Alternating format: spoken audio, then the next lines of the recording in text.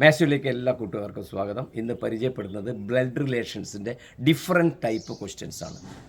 ഏതൊക്കെ തരത്തിലുള്ള ചോദ്യങ്ങളാണ് ബ്ലഡ് റിലേഷൻസിൽ രക്തബന്ധങ്ങളിൽ വരുന്നത് എന്ന് നിങ്ങൾ മനസ്സിലാക്കി കഴിഞ്ഞാൽ വളരെ ആത്മവിശ്വാസത്തോടുകൂടി നിങ്ങൾക്ക് പരീക്ഷയെ സമീപിക്കാൻ കഴിയും. അപ്പോൾ വ്യത്യസ്തതയുള്ള ചോദ്യങ്ങളാണ് ഇന്ന് പരിചയപ്പെടുന്നത്. ഓരോ ടൈപ്പും ഏത് രീതിയിലാണ് നിങ്ങൾ സമീപിക്കേണ്ടതെന്ന് ഈ വീഡിയോ കണ്ടാൽ നിങ്ങൾക്ക് മനസ്സിലാകും. അതുകൊണ്ട് തന്നെ ആദ്യം മുതൽ അവസാനം വരെ എല്ലാവരും വീഡിയോ കാണാൻ ശ്രദ്ധിക്കുക. ഈ ചാനൽ സബ്സ്ക്രൈബ് ചെയ്യാത്തവരുണ്ടെങ്കിൽ സബ്സ്ക്രൈബ് ചെയ്യാൻ മടി കാണിക്കരുത്. സമയം കളയാതെ ക്ലാസ്സിലേക്ക് കയറാം. ബ്ലഡ് റിലേഷനുമായിട്ടുള്ള first question. Arun said this girl is the wife of the grandson of my father.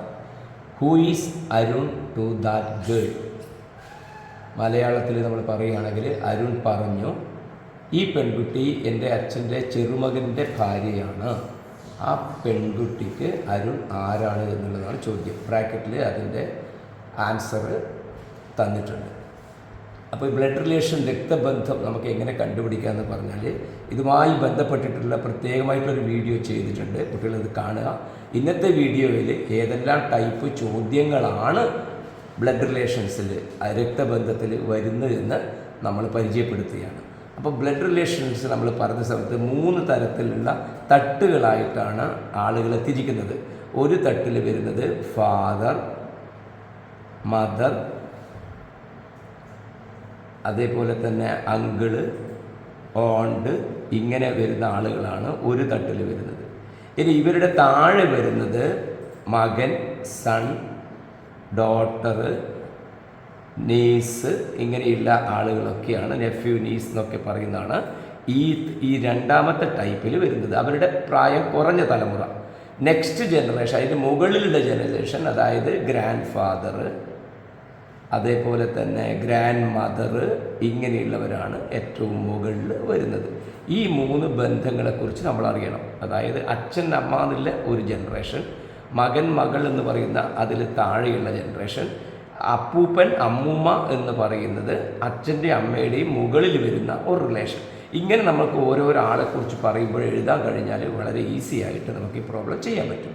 എങ്ങനെ ഈ പ്രോബ്ലത്തിലേക്ക് ഈ രീതിയിൽ ചെയ്യാൻ പറ്റും നോക്കാം.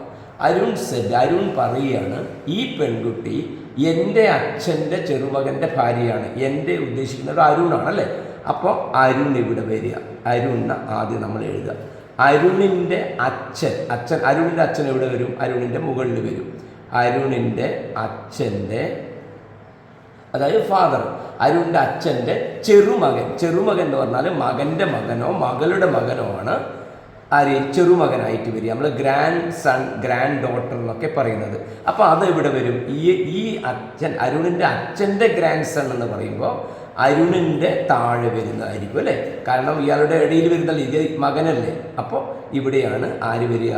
ചെറുമകൻ, അല്ലെങ്കിൽ ചെറുമകൻ്റെ ഇംഗ്ലീഷിൽ നമ്മൾ പറയും പേരക്കുട്ടിയൊക്കെ പറയുന്നതാണ് ചെറുമകൻ, അതായത് ഗ്രാൻഡ് സൺ ഇവിടെ വരും. ചെറുമകൻ്റെ ഭാര്യ, ഇപ്പോൾ ചെറുമകനും ചെറുമകൻ്റെ ഭാര്യയും വരുന്നത് ഒരേ ലൈനിലാണ്. കണ്ടില്ലേ? ഫാദർ, മദർ എന്ന് പറയുന്നത് ഒരേ ലൈനിലാണ്.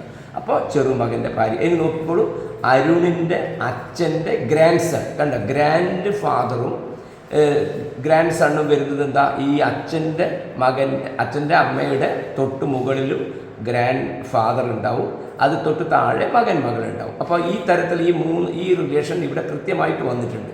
അപ്പോൾ അരുണിൻ്റെ അച്ഛൻ്റെ എന്താ പറയുന്നത്? പേരമകൻ അല്ലെങ്കിൽ ഗ്രാൻഡ് സണ്ണിൻ്റെയാണ്.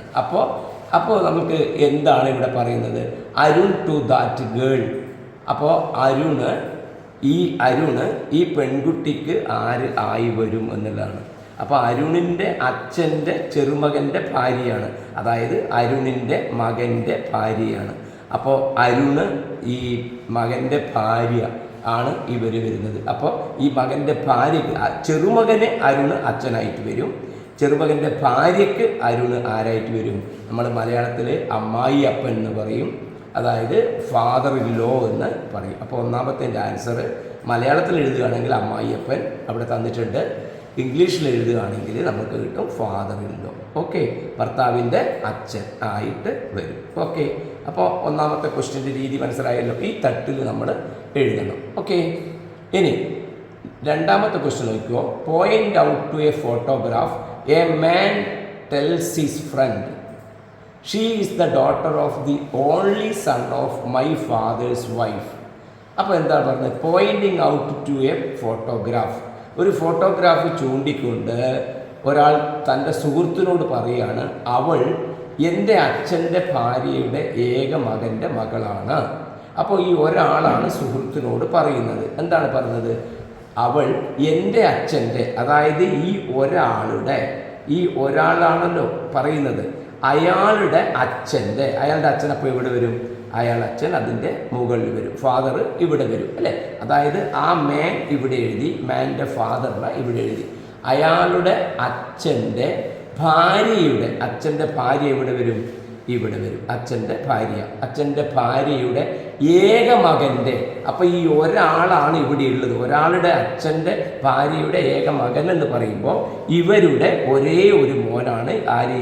ഈ ഒരാളായിട്ട് വരിക. മനസ്സിലായിട്ടുണ്ടാവുമല്ലോ, ഒരാളായിട്ട് വരിക, ഏക മകൻ്റെ മകളാണ്. അപ്പോൾ ഇയാളുടെ മകളാണ് ഇവിടെ വരിക. നോക്കിക്കോളൂ, അയാൾ പറയുകയാണ് എൻ്റെ അച്ഛൻ്റെ ഭാര്യയുടെ ഏക മകൻ്റെ, എൻ്റെ അച്ഛൻ്റെ ഭാര്യയുടെ ഏക മകൻ എന്ന് പറയുമ്പോൾ ആരായിരിക്കും? ഇയാൾ തന്നെയായിരിക്കും ഉണ്ടാവുക. അപ്പോൾ അയാളുടെ മകളാണ് ഇത്. അപ്പോൾ ഇനി പറയുന്നത് ഫോട്ടോയിലെ പെൺകുട്ടിയുമായി അയാൾ എങ്ങനെ ബന്ധപ്പെട്ടിരിക്കുന്നു? ഈ പെൺകുട്ടിയുമായിട്ട്, ഈ പെൺകുട്ടിയാണ് ഫോട്ടോയിലുള്ളത്, എങ്ങനെ ബന്ധപ്പെട്ടിരിക്കുന്നു? ഇയാളുടെ മകളാണ് ആര് വരിക? ഇവർ വരിക. അങ്ങനെ ഫോട്ടോയിലെ പെൺകുട്ടിയുമായി അയാൾ എങ്ങനെ ബന്ധപ്പെട്ടിരിക്കുന്നു? നോക്കിയോ, മകൾ, ബന്ധു, അമ്മ, സഹോദരി എന്നുള്ളതാണ് അവിടെയുള്ളത്. ഇംഗ്ലീഷിലാണ് daughter, cousin, mother, sister. Cousin എന്ന് പറയുമ്പോൾ നിങ്ങൾക്കറിയാലോ. അപ്പോൾ ആ തരത്തിൽ ബന്ധു എന്ന് മലയാളം കൊടുത്തത് ശരിയല്ല, കസിനാണ് വരിക. ഓക്കെ, അപ്പോൾ ഇവിടെ എന്താണ് വരിക? ഒരാളുടെ മകളായിട്ട്, ഡോട്ടറായിട്ടാണ് വരിക. അപ്പോൾ രണ്ടാമത്തെ ചോദ്യത്തിന് വരുന്നത് ഡോട്ടറാണ്. അപ്പോൾ ഈ രണ്ട് ചോദ്യങ്ങൾ നമ്മൾ പരിചയപ്പെടുത്തുമ്പോൾ നിങ്ങൾ മനസ്സിലാക്കുന്നത് എന്താണ്? ഒരു ചോദ്യം വരുന്നത് നമ്മൾ ഒരാളെ ഇങ്ങനെ റിലേഷൻസ് പറഞ്ഞ് ബന്ധപ്പെടുത്തിക്കൊണ്ട്, രണ്ടാമത്തത് ഒരാളെ ചൂണ്ടിക്കാണിച്ചുകൊണ്ട് അയാളെ പറ്റി പറയുന്നതാണ് രണ്ടാമത്തെ ടൈപ്പ് വരുന്നത്. ഓക്കെ, ഇനി മൂന്നാമത്തെ ടൈപ്പ് ഡോട്ടർ, മകൾ എന്നതാണ് ഇതിൻ്റെ ഉത്തരം കേട്ടോ. മൂന്നാമത്തത് നമുക്ക് നോക്കാം. മൂന്നാമത്തത് പറയുന്നത് ഒരു മാത്തമാറ്റിക്സ് ഉണ്ട്. അതിൽ എന്താണ്? സുഗേതിന് 3 പെൺമക്കളും ഓരോ മകൾക്കും ഒരു സഹോദരനുമുണ്ട്. കുടുംബത്തിലാകെ എത്ര പുരുഷ അംഗങ്ങളുണ്ട്? ഇംഗ്ലീഷിൽ Sugeth has 3 daughters and each daughter has a brother. How many male members are there in the family? സുഗേതിന് 3 ഡോട്ടർമാരുണ്ട്. അപ്പോൾ നമ്മളിവിടെ ഞാൻ സുഗേതിനെ എഴുതാം. സുഗേതിന് 3 ഡോട്ടർമാരുണ്ട്. അപ്പോൾ ഒന്നാമത്തെ ഡോട്ടർ D1, ഇവിടെ D2, ഇവിടെ D3. 3 മക്കളുണ്ട്. ഡി എന്ന് പറഞ്ഞാൽ ഡോട്ടർ എന്നുള്ള അർത്ഥത്തിൽ, മകൾ എന്നുള്ള അർത്ഥത്തിൽ. ഒന്നാമത്തെ മകൾ, രണ്ടാമത്തെ മകൾ, മൂന്നാമത്തെ മകൾ. സുഗേതിൻ്റെ താഴെയാണ് മകൾ വരിക. ഓക്കെ, ഉണ്ട്. കൂടാതെ എല്ലാവർക്കും ഓരോ സഹോദരന്മാരുണ്ട്. ഈ സഹോദരിമാർക്കെല്ലാം ഓരോ സഹോദരൻ എന്ന് പറഞ്ഞാൽ എന്താ അർത്ഥം? ഇയാൾക്കൊരു സഹോദരനുണ്ട്, ഇയാൾക്കൊരു സഹോദരനുണ്ട്, ഇയാൾക്കൊരു സഹോദരനുണ്ട് എന്ന് പറഞ്ഞാൽ ആകെ ഇവിടെ എത്ര സഹോദരനേ ഉള്ളൂ? ഒരു സഹോദരൻ മാത്രമേ ഇവിടെ ഉള്ളൂ.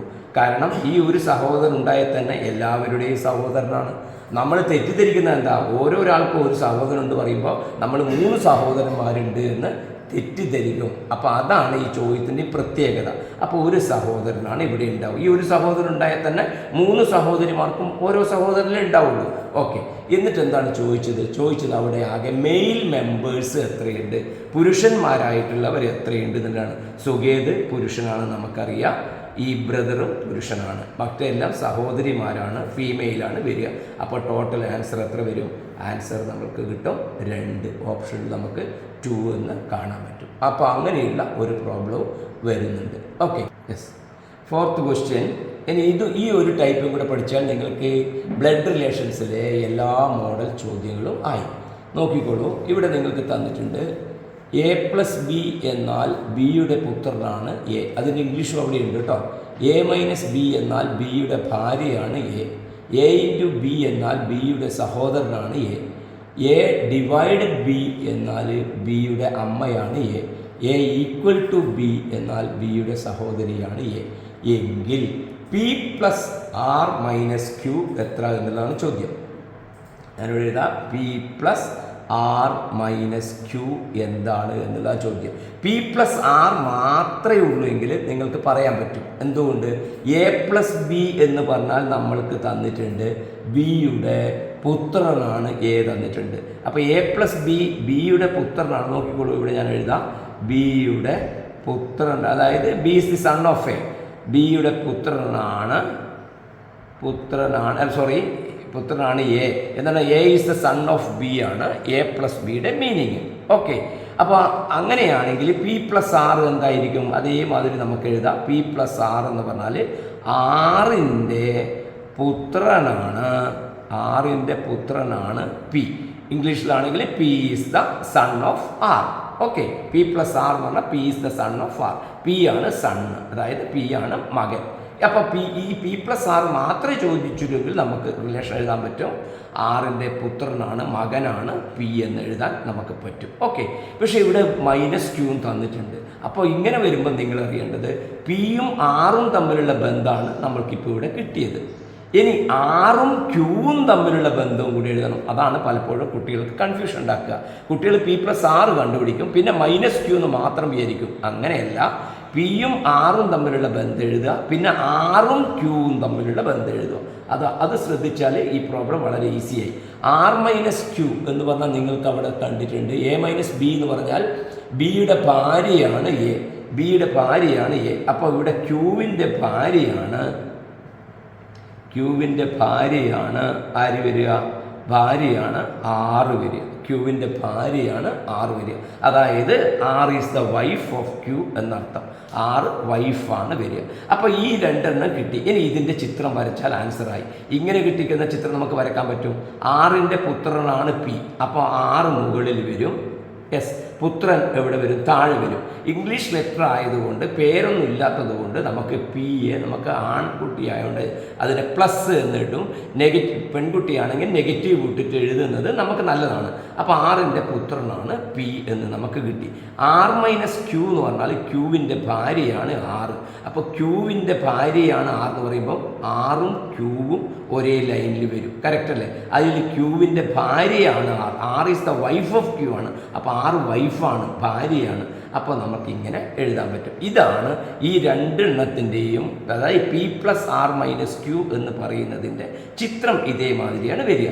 ഇനി ഈ ചിത്രം നോക്കിയിട്ടാണ് നിങ്ങളിപ്പോൾ ആൻസർ ഓപ്ഷൻ നോക്കിയിട്ട് പറയേണ്ടത്. എന്താണ് അവർ തന്നത്? പിയുടെ അച്ഛനാണ് ക്യൂ. നോക്കിയേ, പിയുടെ അച്ഛനാണ് ക്യൂ. ശരിയല്ലേ? പിയുടെ അച്ഛൻ തന്നെയല്ലേ ക്യൂ വരിക? എന്തുകൊണ്ട്? ഈ ആറ് ലേഡിയാണ്, ഭാര്യയാണ്, അമ്മയാണ്. അപ്പോൾ പിയുടെ അച്ഛനാണ് ക്യൂ. കാരണം ഇവരുടെ മകനാണ് പി. അപ്പോൾ ഇത് അമ്മയാണ്, അപ്പോൾ ഇത് അച്ഛനാണ്. അപ്പോൾ എന്ത് കിട്ടും? പിയുടെ ഒന്നാമത്തെ ആൻസറായി പിയുടെ അച്ഛനാണ് ക്യൂ. അപ്പോൾ ഓപ്ഷൻ 1 ആണ് അതിൻ്റെ ആൻസറായിട്ട് വരുന്നത്. രണ്ടാമത്തെ അതിൽ വരുന്ന ക്വസ്റ്റ്യൻ നോക്കിക്കോളൂ. P equal to R minus Q. P equal to R minus Q. അപ്പോൾ പി ഈക്വൽ ടു ആർ എന്താണെന്ന് ആദ്യം നോക്കുക. പി ഈക്വൽ ടു ആർ എന്ന് പറഞ്ഞാൽ എന്താ പറഞ്ഞത്? ഇതാക്കിയാൽ എ ഈക്വൽ ടു ബി എന്നാൽ ബിയുടെ സഹോദരിയാണ് എ. A is the sister of B എന്നവിടെ തന്നിട്ടുണ്ട്.